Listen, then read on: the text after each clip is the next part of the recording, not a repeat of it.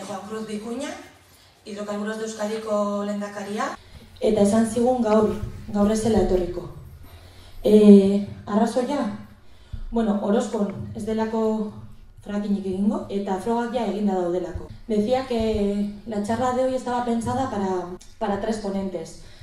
Por un lado, Juan Cruz Vicuña, de Hidrocarburos de Euskadi, Aitor, de Fracking Aiaraldea, y Mikel, de Fracking Araba. Baimena duten edozein momentuetan, beraiek konsideratzen badute nahikoa informazio lortu dutela, pasa dezakete baimen hori ikerketa baimen bat izatetik, ustiapen edo esplotazio baimen bat izatera.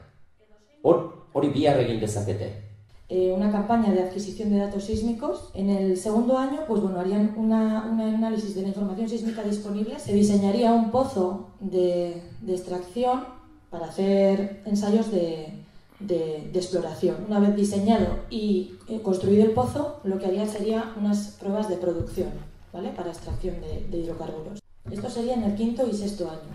En cuanto a las inversiones del proyecto, según todo lo que os estoy contando, según la documentación, ¿vale?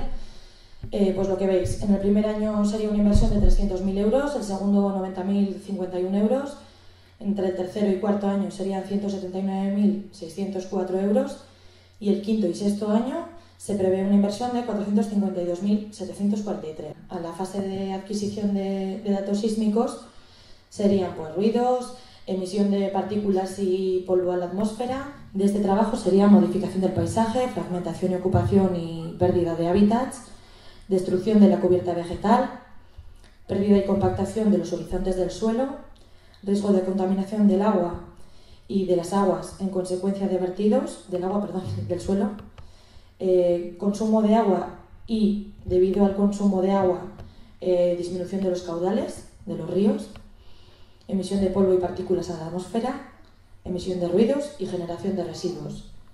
Vale, y por centrarme un poquito más en las pruebas sísmicas, que es lo que hemos visto estos días, hidrocarburos y posibles almacenes para hidrocarburos. Y al final nos llamaron y nos dijeron que, bueno, que no les daba tiempo de presentar toda la documentación y que finalmente iban a cortar el trazado en Aranguren y solamente iban a hacer las pruebas en las carreteras de Diputación. Vamos, yo tuve una cosita porque yo tengo el terreno vivo al lado de la carretera y luego me hizo un escrito diciendo que todas las orillas de la carretera no pertenecen a la Diputación. O sea, las orillas de la carretera tienen usufructo a la Diputación, pero no le pertenecen. O sea que si quieren hacer alguna cosa lo tienen que expropiar. Y eso lo tengo por escrito. Luego lo segundo que quería decir, que llama la atención, que un supuesto proyecto que tienen que presentar, de repente digan, no, por la pista de extensión hasta no sé dónde. Porque eso no lo pueden hacer. A ver, en el proyecto al final lo que han presentado son unas líneas, es un mapa con una escala muy pequeña y de hecho al ayuntamiento también los planos que han llegado son en una escala muy reducida, son de 1 a 20.000. Les hemos pedido que nos presenten planos más concretos por eso mismo, porque no podíamos, era imposible saber por dónde pasaban. O sea, eso no se puede hacer. Eso no se puede hacer. Tú date cuenta que al final todos los papeles que están presentando vienen firmados por el gobierno vasco. Bueno, pero eso entonces no puede comprobarse realmente, aunque los firme el gobierno vasco, si eso realmente es así. Porque ellos dicen sí, la carretera, pero no pasan por la carretera, donde pasan es por el arcén. Y por el arcén de la carretera, excepto que expresamente esté expropiado, no pertenece a la Diputación. Yo ya te digo, o sea, en cuanto a lo que dices de los arcenes de la carretera, ¿ya has hablado con ellos? No, con ellos no, pero vamos, porque por mi terreno no pasan. O sea, yo no he ido a hablar con ellos porque no sé, yo he visto trabajadores trabajando y supongo que el ayuntamiento en este caso es el ente, en este caso especializado. Han dicho que van a utilizar las carreteras de Diputación y nos han presentado el permiso de Diputación. Desde el ayuntamiento no podemos hacer más. Y en cuanto a modificar el proyecto, pues no sé si se puede, pero lo han hecho y la secretaria lo ha dado el visto bueno. Bueno, principios gu fracking aiaraldea moduan galdetzera etorri gara eta Vicuña ez dela etorri ikusita, bueno, pues os comentaba que nosotros aquí hemos venido a preguntar, no hemos venido a firmar, habíamos venido a interpelar al señor Vicuña sobre el proyecto Saya. Pero bueno, pues como no va a hacer acto de presencia. En estas reuniones también apareció un parlamentario del PNV que se ha ido hace poquito, ha estado aquí, Y bueno, él mismo nos dijo que nos aclaró una de las dudas, ¿no? Que el permiso SAIA no es un permiso para practicar la fractura hidráulica, no es un permiso para practicar el fracking, pero que la empresa podría pedir un permiso para practicar la fractura hidráulica. ¿Esto qué supondría? Pues que el que hace esa exploración, si bien en un principio tiene en exclusiva los derechos de explotación, y segundo, podría realizar otro permiso para practicar la fractura hidráulica, que fue un poco lo que ya nos empezó a mosquear.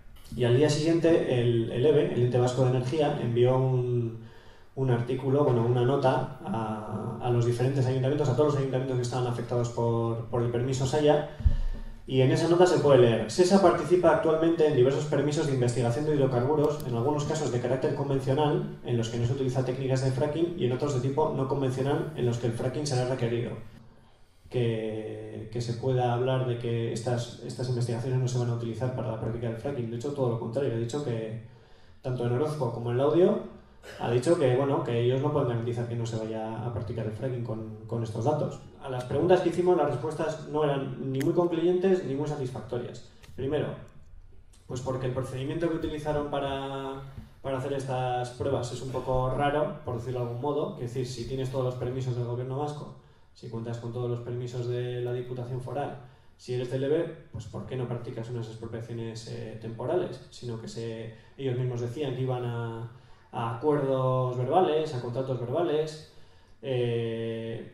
cosas que no nos parecían, muy, muy regulares. Por otra parte, también para que la gente se quedase tranquila, entre comillas, les decían a los propietarios que si querían que Tesla podía firmar un papel donde se comprometía a que estos estudios no se utilizasen pues más que para la extracción de gas convencional, y que sus tierras no se iban a ver afectadas. El problema es que los hidrocarburos son de interés público.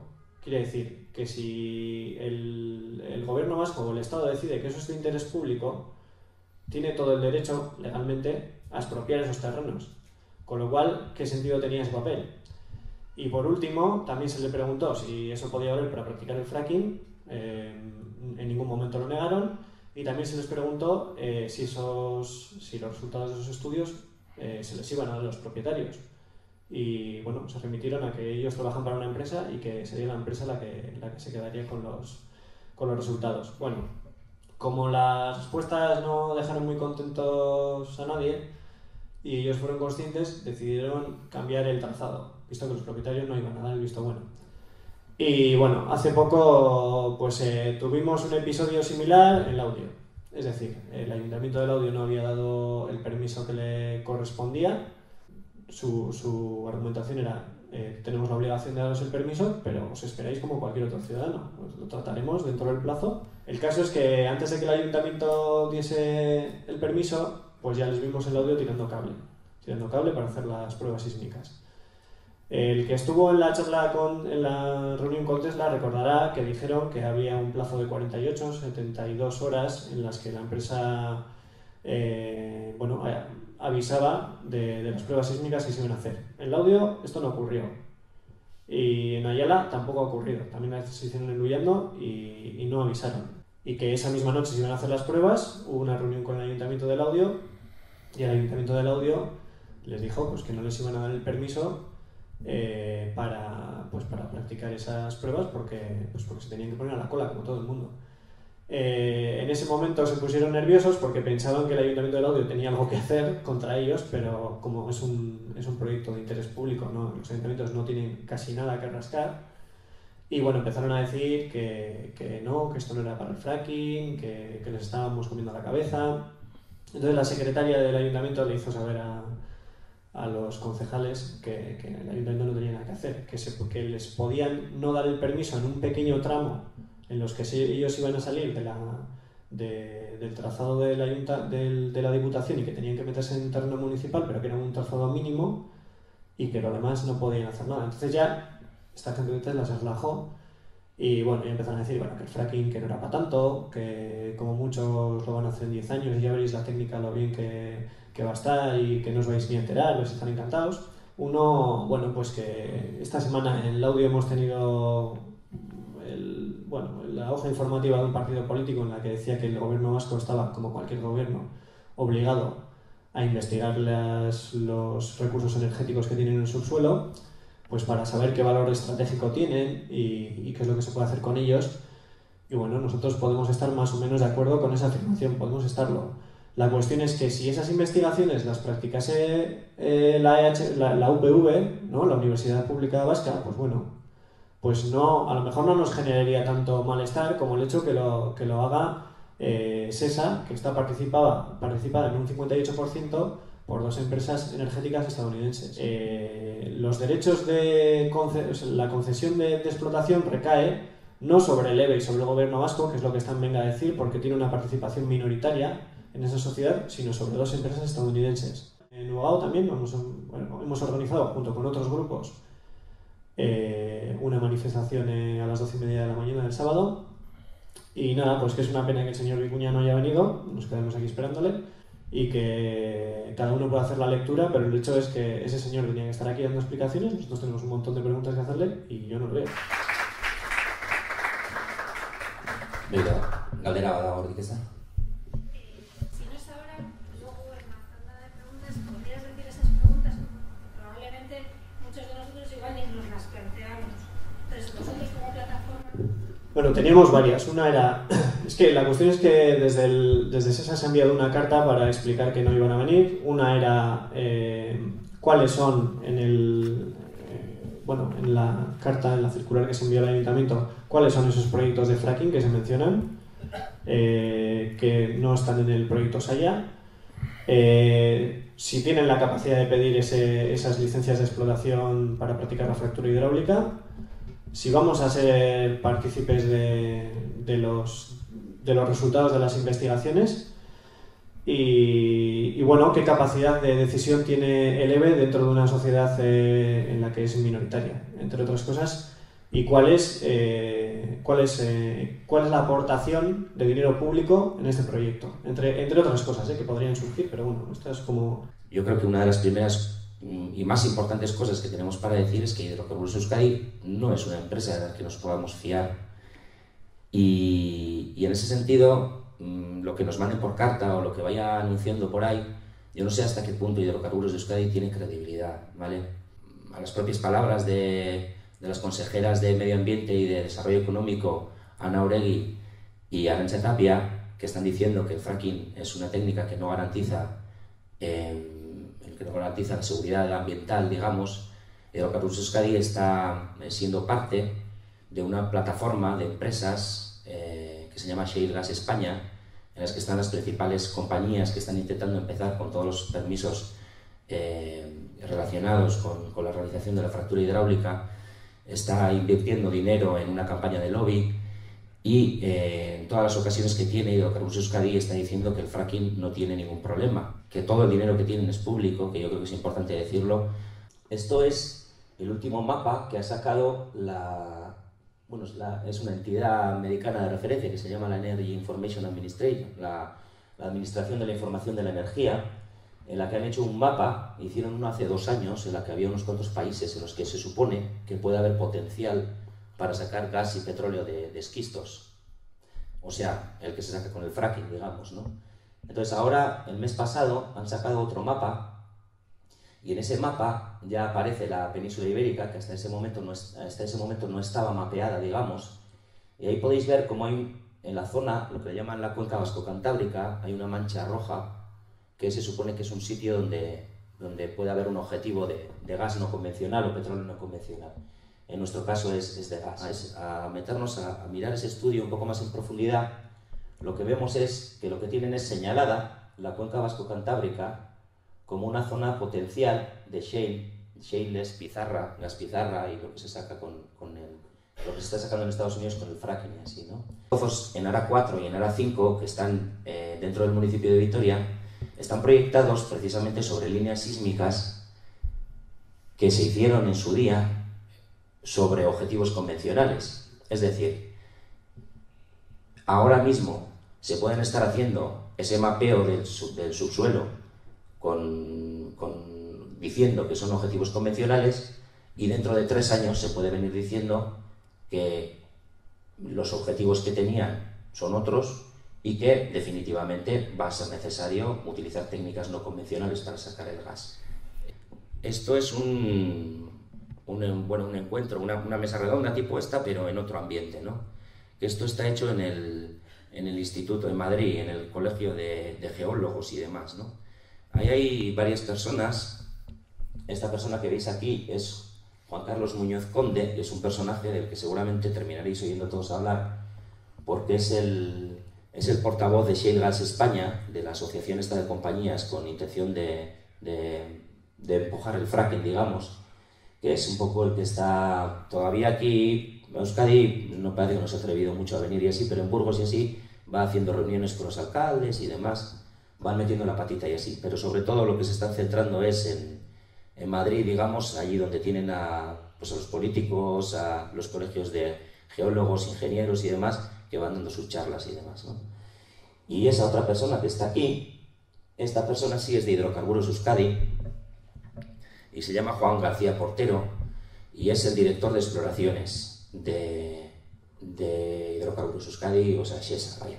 Cuando terminan de dar la charla, pues se les hace una pregunta, ¿no? A ver qué problemas tiene el fracking, ¿no? Me parece interesante. Y aquí está un poco lo que responde él. Un poquito más alto, por favor.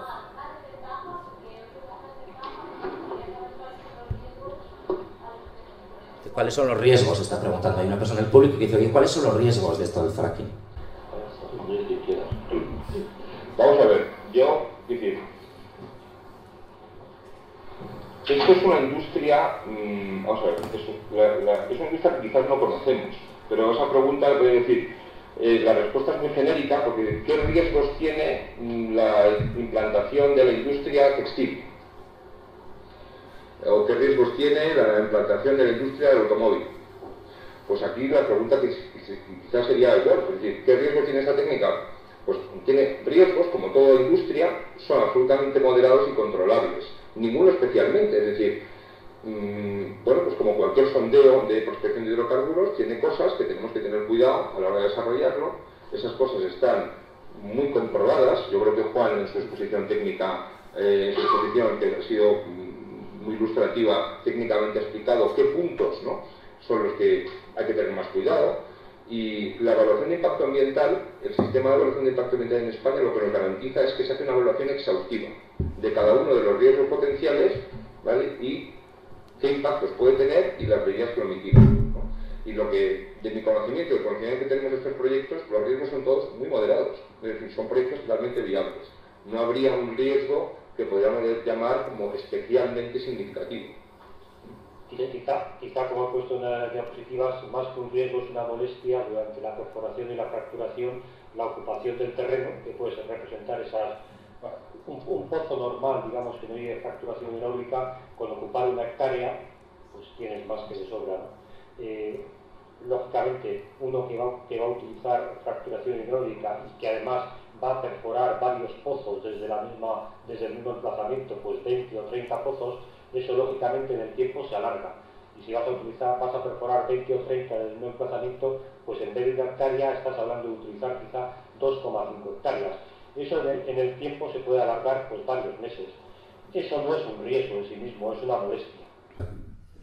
Yo con esto lo que quiero decir es, pues ya habéis visto, ¿no? Estas 2 personas que han hablado, una de ellas es de Hidrocarburos Euskadi. Hidrocarburos Euskadi lo que está diciendo es que el fracking no tiene riesgos, el fracking tiene molestias, ¿no? Entonces, bueno, me parece importante también, porque si eso es así, yo no entiendo que tanta cabezonería con si es fracking, si no es fracking, si es fracking, si no es fracking, si es da igual, si el fracking no tiene más que molestias. ¿Cuál es el problema que tienen de venir y defender el fracking? Hay otro pequeño corte, yo un poco también por ver un poco la credibilidad, ¿no?, de esta gente, y aquí lo veis. Esto es media hora antes, digamos, cuando Juan García Portero está explicando lo que es el fracking y demás. ¿Cuál es la composición del fluido de perforación que normalmente se utiliza? Bueno, pues normalmente es agua a una presión y con diferentes aditivos, los aditivos siempre en muy bajas concentraciones. Como un volumen habitual, pues podemos estar hablando de 1000 y 3000 metros cúbicos de fluido, y normalmente el fluido es agua, normalmente es agua dulce en la mayor parte de los sitios, aunque no tiene por qué ser potable, ¿no? Y hay una proporción mayor del 99%. No se emplean 600, ni 400, ni alguna cosa de esas que habéis oído hablar de número aditivo. Se emplean 4, 5, 10 o 12 como máximo, ¿no? Normalmente se emplea un bactericida. Vale, ahí en 4 frases ha dado un montón de información y yo creo que es importante, las voy a remarcar un poco. Dice que en cada pozo se utilizan entre 1000 y 3000 metros cúbicos de agua. Dice que se utiliza más de un 99% de agua y dice que se utilizan 3 o 4 productos químicos, como mucho 7, 8, no sé lo que ha dicho, algo así, 8, 10, 11 o 12 como mucho, ¿vale? Bien, en los pozos en ARA 1 y en ARA 2, que están proyectados en Vitoria, no son 1000 o 3000 metros cúbicos los que van a utilizar, sino 35.000 metros cúbicos, o sea, es multiplicado por 10 los datos que está dando. Esta persona decía que se utiliza el 99%, más del 99% de agua y menos del 1% de productos químicos y que eran 3 o 4, ¿vale? Resulta que me he estado dando vueltas por distintos pozos que se están haciendo. No sé si sabéis, pero en Europa apenas esto está empezando. Se han hecho una docenita de pozos en Polonia y se han hecho un par de pozos en el Reino Unido. Esto en Europa les está costando muchísimo más de lo que pensaban entrar. Entonces, estos son los datos para un pozo que hizo el año pasado, a finales de 2012, ExxonMobil, que es la mayor empresa de hidrocarburos del mundo, es uno de los pozos que hizo en Polonia. Y ahí están los datos en porcentaje. O sea, aquí nos dice cómo utilizan agua en un 84%, que es un porcentaje bastante más bajo que el 99% que nos está diciendo, y después, desde el 84% hasta el 100%, es decir, casi un 16%, son diferentes productos, ¿no? Entre los que están la arena y demás, pero hay bastantes productos, es un porcentaje bastante mayor del que está diciendo. Y no solo eso, sino que toda esta lista que veis aquí son los productos químicos, son los aditivos que se metieron en ese pozo.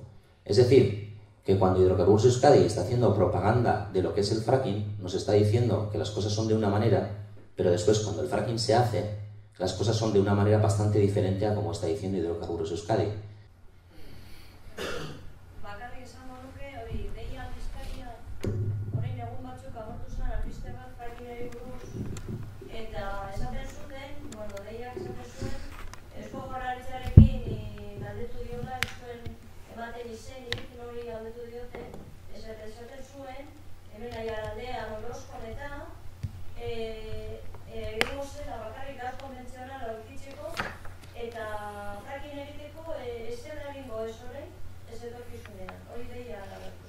Udaletxetik atera zen prentsa ohar bat, azaldu zapurtxo bat, jendeak jakiteko ez, zertarako ziren froga horiek, eta guk daukagun informazioa. Eta bai arrazoia daukazu erantzunak egon direla. Eta guri ebetik bidali diguten gutunean, esateko, Juan Cruzek eskatzen zuen barkamena, ez etortzea gaitik, eta... Karta horreki kasu eginak zaio edo ez, edo... Hemen dagoen esperientzia da, Orozkoko alkateak esan dezake, Laudioko alkateak esan dezake, galdetu zaie, badago bermerik, guk herritarrei esateko frackinga ez dela hemen egingo, eta bikuinak ez zuen bermerik eman. Eta duela aste batzuk ez zegoen bermerik, eta bat-batean herritarrek eskatzen dutenean hemen agertzeko, orduan ez da frackinga egingo. Niri behintzat ez dite konfidantza handirik transmititzen. Eta Orozkoko udanak zozer... Bai, horren Joan esatera. Ez, Aitorrek esan duena, Juan Cruz Bikuña etorri zen udaletxera, gurekin biltzera, eta saldu zigun apurtxo bat zaila baimenaren inguruko egingo ziren lanak eta zertarako zen, eta galdetu genion zuzenean, ia etorkizun batean frackinga egingo zen Orozkon. Eta esan zigun zaila baimenaren barruan, ez, baina etorkizun batean teknikak aurrera egiten badu eta modernizatzen baldin bada, ikusi beharko dela. Bai, claro, nire artean guztitik ipini dituzte, eta nire inork ez ditezan, eta gainera, lotzagarria dena da, alde horretan, lapurketa pila bat ezin dira. Lapurketa pila bat. Que si se ha llevado la depuradora del pueblo, el tarari, el tarara. Bueno, pues cosas que pasan. Eta orain, 24 orduan, egon dira txiringito horiek zaintzen. Eta joten bezala kortara, te paran, ¿a dónde vas? No voy a la cuadra. Perdona. Haien jarrera nik ez dakit zein izan den, ni joan naiz pare bat aldiz ikustera, eta, bueno, niri... Bai. Beraiek, euren lan egin dute, guk egiten... Bai, klaro, haiek edukiko dituzte bere... Zaintzaile daudena, 24 orduan, bai, osea, que yo no voy a quitarte nada, chico. Baina ez dute zaintzen, niri asolatzea datzen gauza, hori ez dute zaintzen. Ez dakite, Olga dinot, igual patruiak egon dira, segurtasuna gaitik, hemen jartzen duenaren arabera, eta nik ez dut ez ere entzun, baina jartzen du que los trabajadores fueron agredidos con piedras eta horrela. Nik gaur entenatu naiz, Baina nik gauen esaten hori agertzen da, baina agertu da 3 bider lapurtu dutela goiko depuradora. Ez. Hori ez da agertzen, eta gainera deitzen dozu, ya lo siento, Conso, más lo siento yo, que estoy sin agua. Eta ez daude hor, eske... Arrazoi daukazu. Ez dakit esan dugun, baina garrantzitsua da jakitea baita zenbakietan mugitzen diren bakoitza, ezta? Orain egiten ari diren froga sismikoak 900.000 euro kostatzen dute.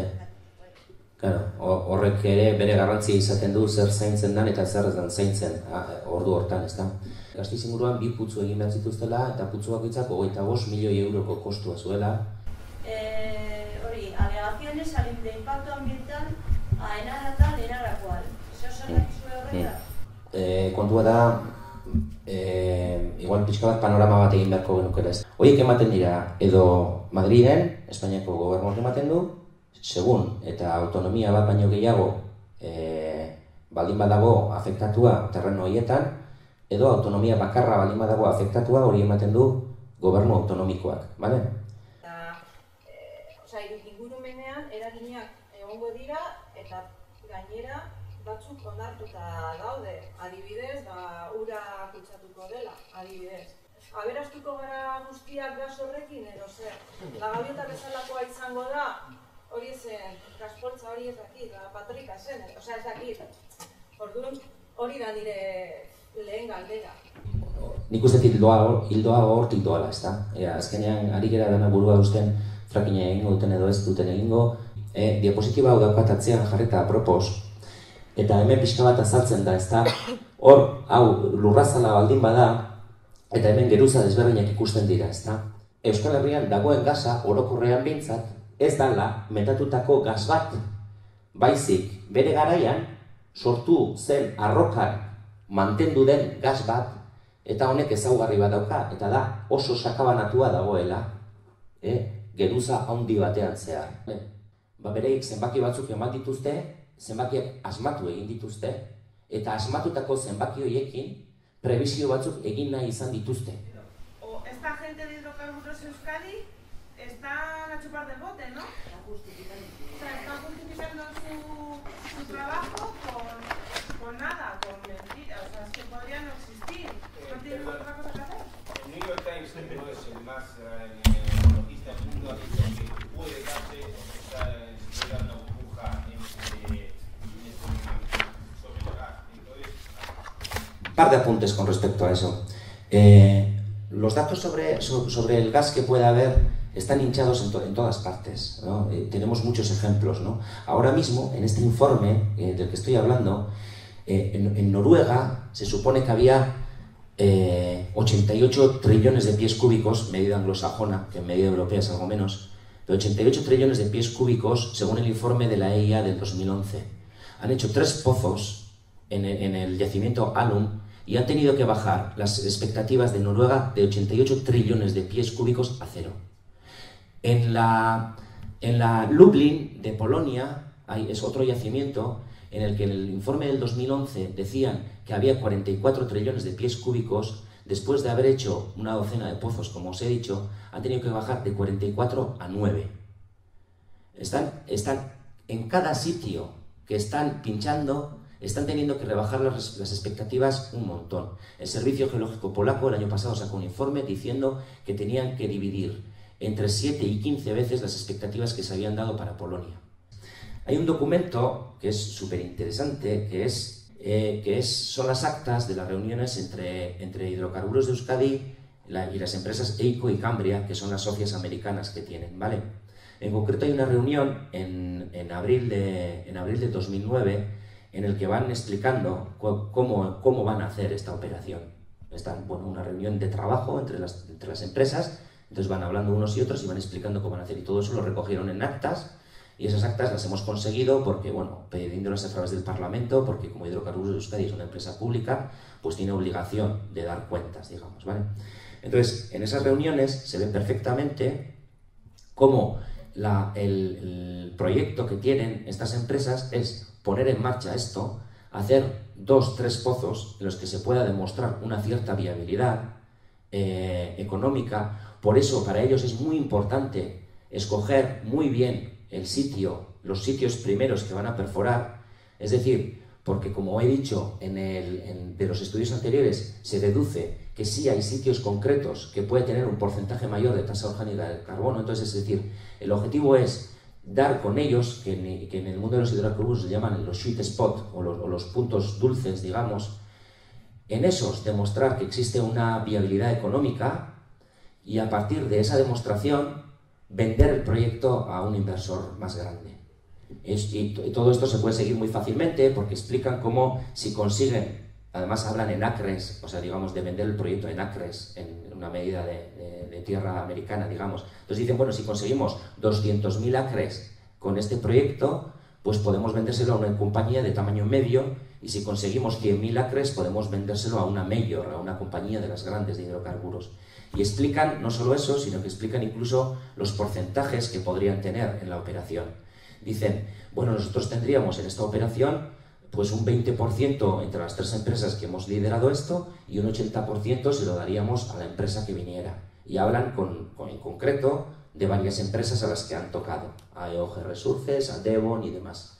Es decir, Hidrocarburos de Euskadi, es decir, el control público del que tanto se habla sobre estas operaciones, quedaría, para el caso de la Balmaseda y el Gran Enara, sería un 44% del proyecto, tal como está repartido a día de hoy, pero en un futuro sería el 44% de un 20% con el que se quedarían estas 3 empresas. Es decir, que en manos públicas se quedaría aproximadamente un 8 o un 9% del proyecto.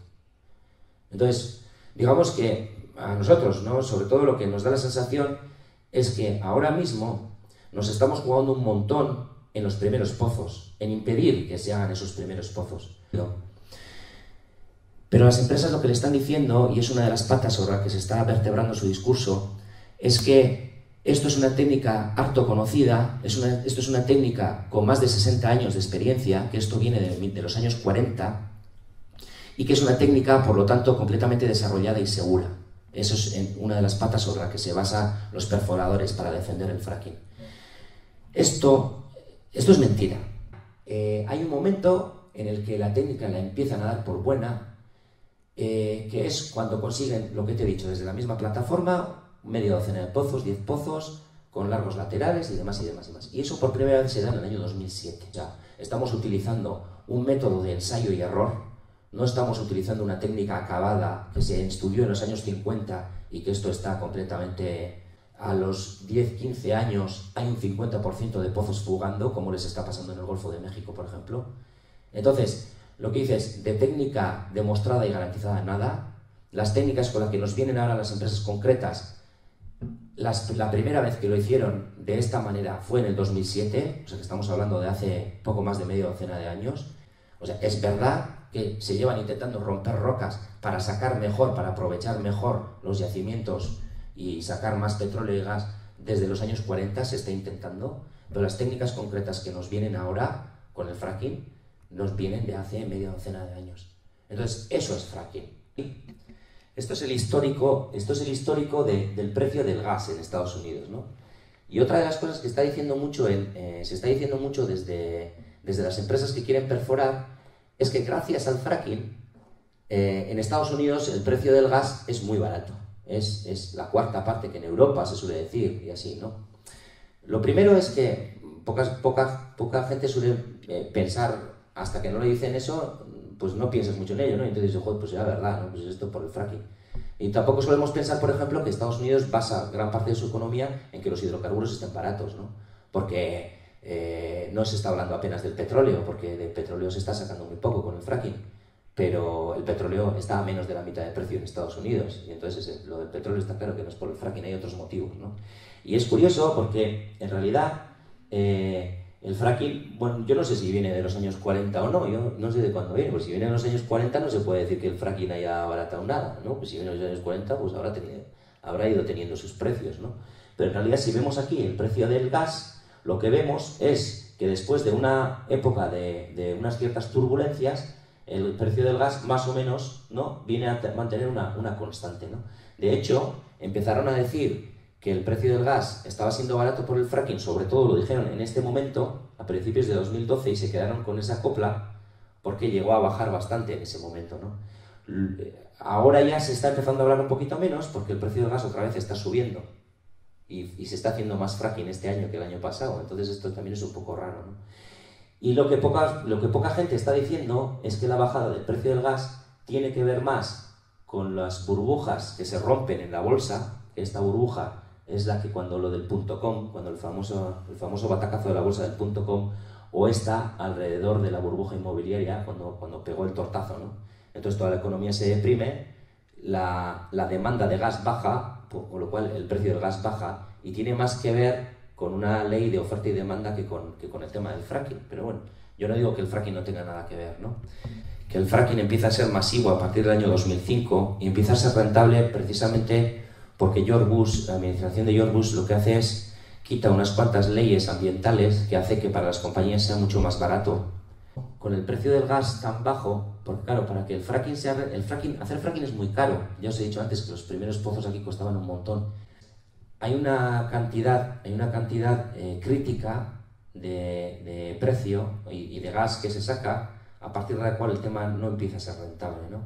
Entonces este punto crítico, digamos, en el gas sacado por el fracking, en el gas en general, este punto crítico se pidió alrededor del 2009-2010, en el que los ingresos que venían por el gas que venía del fracking empezaron a caer, entre otras cosas porque el precio del gas había bajado, y los costes que venían derivados de hacer fracking, porque cada vez necesitaban más pozos para sacar la misma cantidad de gas, porque estos pozos son muy poco productivos, pues hace que últimamente, desde el 2009-2010 en Estados Unidos, se esté perforando a deuda, que le llaman. Es decir, esto se está manteniendo a través de una burbuja inversionista en el que se pone dinero esperando a que en el futuro el precio del gas, apostando a que el precio del gas siga subiendo. Pero como el precio del gas le está costando subir, pues las empresas están perdiendo dinero. Están perdiendo ahora mismo una media de $10.000 millones por cada trimestre.